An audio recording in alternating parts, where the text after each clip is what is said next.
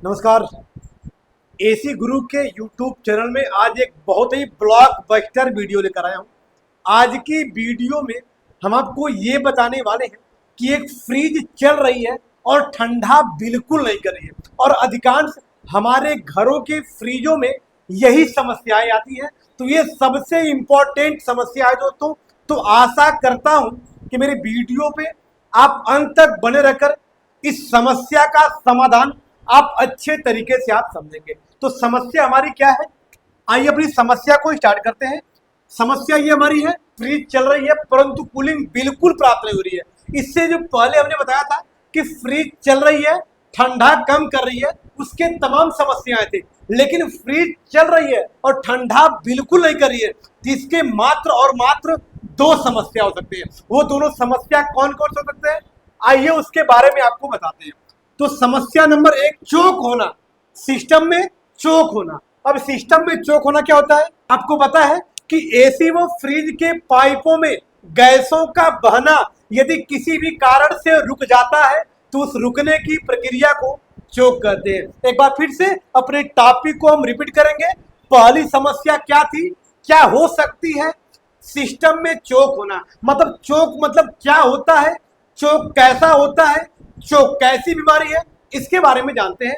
तो एसी व फ्रिज के पाइपों में गैसों का बहना यदि किसी भी कारण से रुक जाता है तो उस रुकने की प्रक्रिया को चोक कहते हैं। अब इस चोक को हम दूर कैसे करेंगे, मतलब इसको सही कैसे करेंगे। तो चोक होने की अवस्था में अपनी एसी व फ्रिज की पाइपों को आप क्या करिएगा, वेल्डिंग गन से आप सुरक्षित गर्म करिएगा, क्योंकि इसका एक ही निवारण है। चोक का मात्र और मात्र एक ही निवारण है कि उसकी पूरी पाइपों को वेल्डिंग गन से गर्म किया जाए। और पाइपों को वेल्डिंग गन से गर्म करने के बाद यदि हमारा सिस्टम कार्य करना शुरू कर दिया, मतलब हमारा जो चोक था वो खुल गया और हमारी फ्रिज ठंडा करना शुरू कर दी, तब तो ठीक है। अन्यथा सिस्टम में 5 प्रक्रियाओं के साथ गैस चार्ज करना होगा। तो ये रहा चोक की समस्या और इसके आने वाले निवारण। समस्या क्या थी, एसी व फ्रिज के पाइपों में गैसों का बहना यदि किसी भी कारण से रुक जाता है तो उस रुकने की प्रक्रिया को चोक कहते हैं। उसको सही करने के लिए हमें क्या करना होगा कि पूरी पाइपों को वेल्डिंग गन से गर्म करेंगे। वेल्डिंग गन से गर्म करने के बाद यदि हमारी फ्रिज ठंडा करना शुरू कर दी तब तो ठीक है, अन्यथा सिस्टम की सारी गैसें उड़ाकर उसमें दोबारा गैस चार्ज कर देंगे, आपका सिस्टम ठंडा करना शुरू कर देगा। दूसरा निवारण हो सकता है, दूसरी समस्या, सिस्टम से गैस उड़ जाना। सिस्टम से गैसों का उड़ जाना। अब गैसें कैसे उड़ती हैं, कहीं भी पाइप में थोड़ी सी लीकेज जाएंगी तो हमारी गैसें उड़ जाती हैं। अब ये कौन सी समस्या है, सिस्टम से गैसों का उड़ जाना, उड़ जाएगी। तो इन दो समस्याओं की वजह से हमारी फ्रिजें बिल्कुल ठंडा नहीं करती है।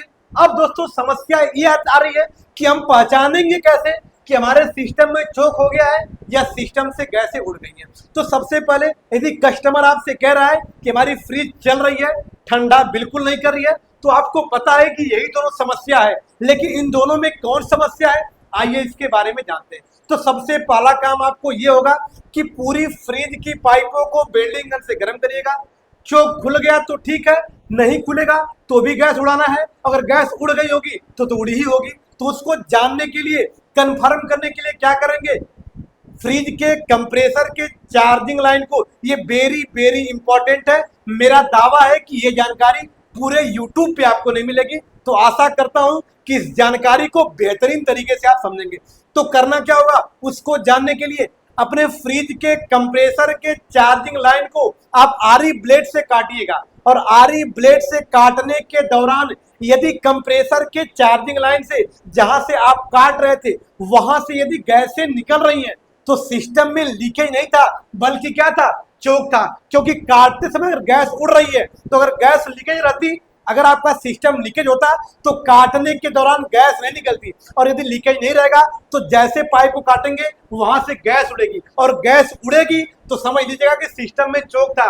अगर गैस नहीं उड़ेगी तो समझ लीजिएगा कि सिस्टम से गैस पहले क्या हो गई थी, उड़ गई थी। और जब सिस्टम से गैस पहले उड़ गई थी तो उसमें आप क्या करेंगे, 5 प्रक्रियाओं के साथ गैस तैयार करेंगे। अब वो पांचों प्रक्रिया कौन कौन सी होती है?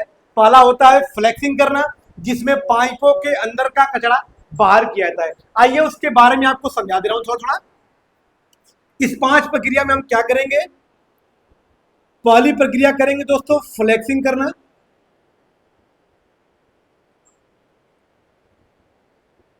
ये फ्लेक्सिंग करना क्या होता है? पाइपों के अंदर का कचरा बाहर करने की प्रक्रिया को फ्लेक्सिंग कहते हैं। उसके बाद दूसरी प्रक्रिया क्या करेंगे हम दोस्तों?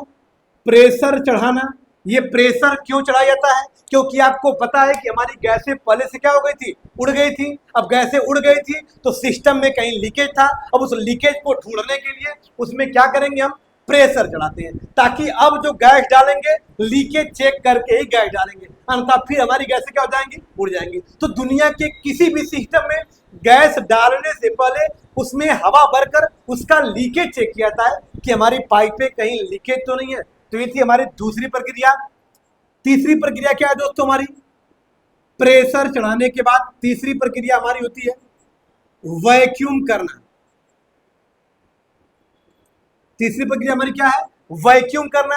अब वैक्यूम करना क्या होता है? सिस्टम के अंदर बची हुई हवा को बाहर करने की प्रक्रिया को वैक्यूम कहते हैं। अब चौथी प्रक्रिया क्या है? गैस चार्ज करना। चौथी प्रक्रिया हमारी क्या है? गैस चार्ज करना। सिस्टम को अपना कार्य करने के लिए, मतलब ठंडा करने के लिए उसमें क्या डाला जाता है? गैसें डाली जाती है। क्योंकि दुनिया का कोई भी ठंडा करने वाला सिस्टम है उसमें गैस रहेगी तो कार्य करेगी, गैस नहीं रहेगी कार्य नहीं करेगी। और अगली और आखिरी प्रक्रिया क्या है दोस्तों? पिंच करना।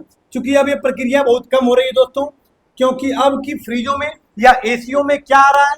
अब एनआरबी वाल्व लगा हुआ आ रहा है। एनआरबी नॉन रिटर्न वाल्व, जो एसी व फ्रिज के कंप्रेसर के चार्जिंग लाइन पे लगा होता है। इसके लगाने से फायदा ये होता है कि अब हमें पंचिंग की प्रक्रिया नहीं होती है। तो इन प्रक्रियाओं के बारे में, एक एक प्रक्रिया के बारे में डीपली जानकारी आपको हम नेक्स्ट वीडियो पे बता देंगे, क्योंकि इसमें अगर बताएंगे तो वीडियो बहुत ज्यादा लंबी हो जाएगी। मैं वीडियो को बहुत ज्यादा लंबी करना पसंद नहीं करता हूं। मैं छोटी छोटी जानकारियां और बेहतर तरीके से ठोस जानकारियां देना चाहता हूं। तो ये रहा मेरा एक बेहतरीन सा छोटा सा वीडियो। यदि मेरी वीडियो आपको अच्छी लगी हो तो वीडियो को लाइक, शेयर और सब्सक्राइब कर दीजिएगा, ताकि ऐसी ऐसी बेहतरीन वीडियो अगर अपलोड हो तो सबसे पहले आप तक पहुंचे। फिर मिलते हैं नेक्स्ट वीडियो के साथ, तब तक के लिए धन्यवाद।